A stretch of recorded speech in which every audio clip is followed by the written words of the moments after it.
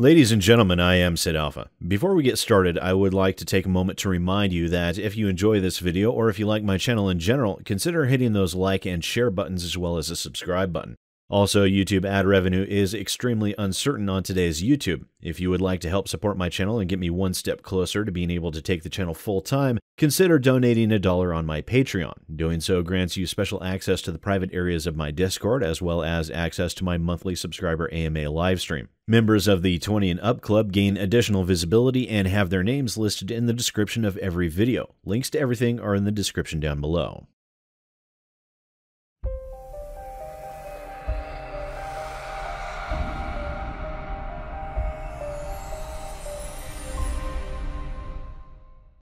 Ladies and gentlemen, I am SidAlpha. In light of the information I had covered during my Christmas video surrounding the often and repeated controversies with Destiny 2 and the actions instigated by Bungie in an effort to continually and repeatedly bilk their player base for more and more money, I spent a significant period of time this week playing through everything the game has to offer. As a result of that gameplay, I'm able to come at this topic from a much better informed position, in spite of the fact that my continually growing irritation with the game and its exceptionally shallow amount of content has resulted in a full-blown migraine that has been impossible to shake thus far.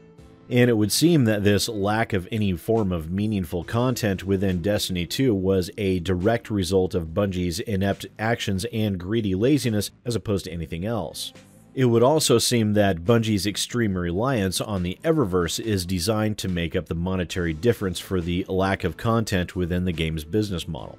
Schreier of Kotaku has gone to great lengths in 2017 to do some fairly impressive investigative work over the course of the year, especially in regards to sussing out the exact issues that contributed to the unacceptably terrible release of Mass Effect Andromeda, as well as detailing the series of events surrounding Visceral Entertainment's closure by Electronic Arts. In addition to this, back in May of 2016, Schreier reported in an article discussing the Destiny 1 DLC package Rise of Iron that the target release date for Destiny 2 had been moved back from 2016 to 2017, owing to the fact that Destiny 2 was, quote, recently rebooted, with Taken King director Luke Smith taking the project over after a Bungie staff reorganization.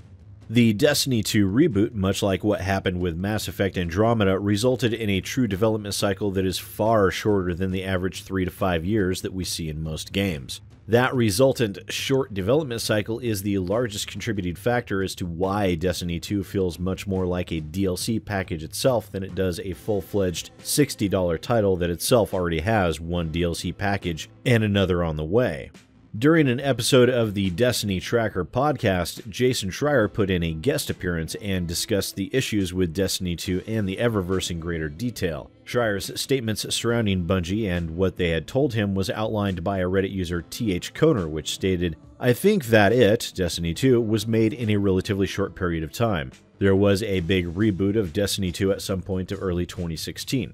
There had been a previous director who was directing the game before, Luke Smith, who's the current director, took over. So that guy was kind of put aside and Luke Smith took over. I believe that was in April of 2016, but I might be misremembering, so don't hold me to that exact line. So if you think about it that way, then they didn't really have a ton of time. It had been a 16 months period between the reboot and when the game finally shipped."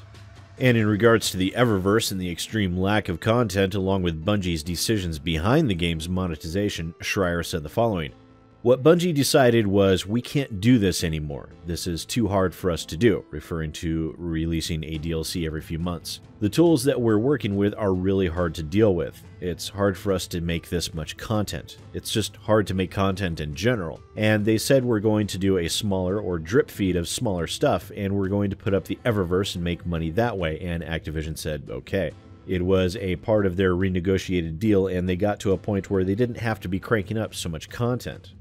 So what has happened with Destiny 2 and the Eververse was that Bungie have decided that things had just grown too difficult for them to deal with as a result of the contractual obligations and monetary returns demanded by Activision Blizzard, and instead of producing less content at a higher quality that would build customer loyalty and respect, Bungie has instead chosen the easy way out and have decided that their salvation resides in the Eververse and its lazy monetization methods.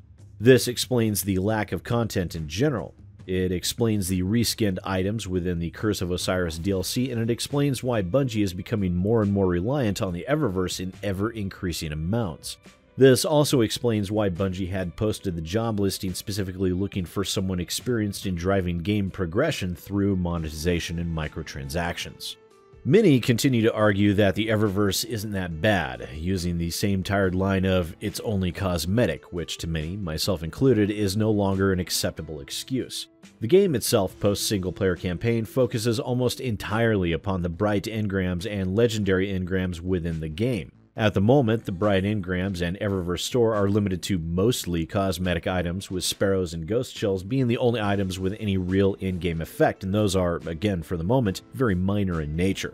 However, Bungie have seemingly given themselves over completely to the idea of a free-to-play monetization business model within a AAA game, although they seem to be slightly slow-playing it. It's entirely possible that the job posting they had listed wasn't even for Destiny 2, but could be for Destiny 3, where they get their player base accustomed to the idea of Destiny 2 Curse of the Everpurse in order to implement a pay-to-win business model similar to what we saw with Star Wars Battlefront 2 EA. They will have years to be able to continue to produce exceptionally shallow content in order to feed their publishers' coffers and meet their contractual obligations, and also at the same time garner the added side benefit of being able to numb players to the Eververse storefront before Destiny 3 comes out. As I had covered in my previous video, the hashtag #RemoveEververse movement has been ongoing, taking over the majority of all postings on the Bungie community forums, and in spite of Bungie's never-ending claims of listening to their players in regards to the vast litany of unending mistakes Bungie has made surrounding Destiny 2, the outcries and demands for the removal of the Eververse storefront have been met with silence. No statements made, no responses to any of the many postings on the community forums, nothing at all.